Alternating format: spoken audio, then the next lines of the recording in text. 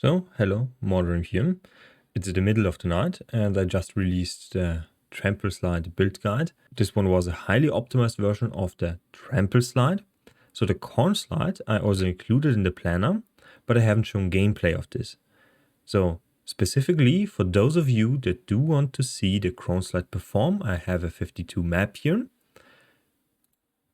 I'm going to activate it and talk over the gameplay. Now, the most important thing that you will immediately notice is you're going to reset your stuff more often. This makes the build flow much better. While we are going to the specific dungeon, I'm going to explain to you why we are not using Croneslide in higher nightmare dungeons. The thing is, elite enemies are going to hit you like a truck. One-shot you. So you have a CC window where you destroy the enemy or they destroy you. With Croneslide, that's not possible. We are missing 70%, maybe even 80% more damage just from our gear. For regular dungeons like here, we do not have this problem. We can fuck around and find out. So let's find some mobs and do just that. So the damage is pretty much comparable to the one I showed in the other guide. We are critting for 600k, our barrier is doing just work, and we do not have any problems. The dungeon is not the best for showcasing this one since enemies are porting around. Wait, I missed a turn. Yeah, so basically this build is completely fine, even in 52 difficulty, with the not so preferable modifiers. We have no damage boost to physical damage, and we have those bubble enemies. See, we crit for 1.2 million and are basically completely crapping on the dungeon. It's much faster than the other version, but like I said, we are not being able to clear high tier content due to our squishiness and the nature of the content we are facing there. Let's grab this on next sigil because I'm out of level 50 dungeons. Yeah, right. Those enemies are extremely deadly, so you don't want to have any cold modifiers on them. They can freeze you and keep you frozen. See, the damage is completely fine. We are level 55. This is a 55 nightmare dungeon. And we just cruise through this one. So maybe I find it in a more juicy pack. Yeah, here, right here. So we just landslide and everything explodes. Basically, that's the shtick of this dungeon. Done. So I will see you outside the dungeon and I will explain a few things and why we are doing the other one.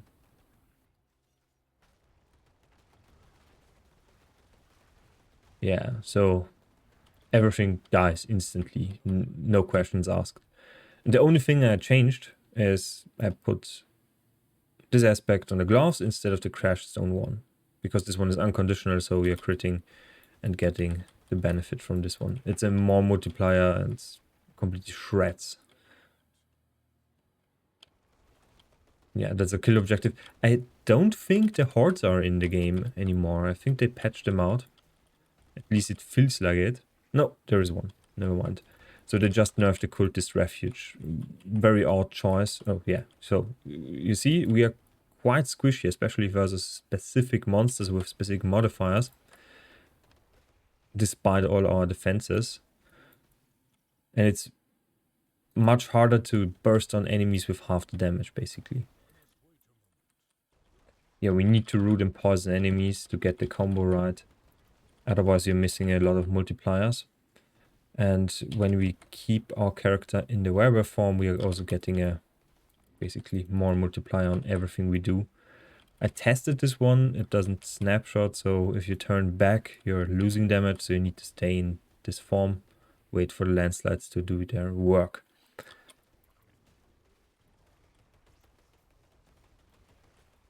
And that's the last enemy, crash it into the wall, one-shot it, done.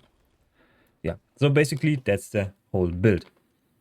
So let's briefly talk about what I changed. So the setup for this one is basically the same as for the other, but we pick the claw ability here, and what we sacrifice is 2 points in Iron Fur and 2 points in Predator Instinct. Everything else is the same.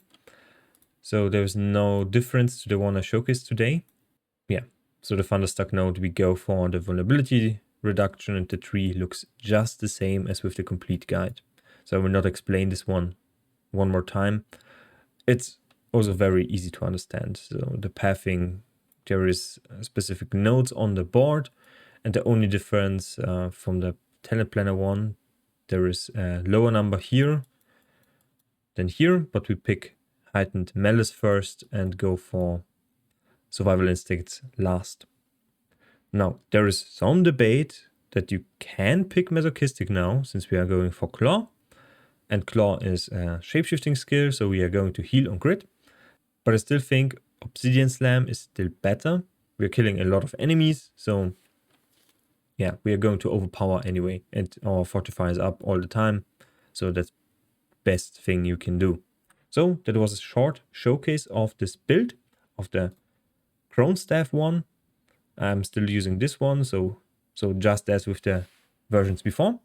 Anyway, I hope this helped clear out a few things. I should have done this probably with the complete guide, but this one is a separate build, right? So maybe I will leave this one as a finalized version.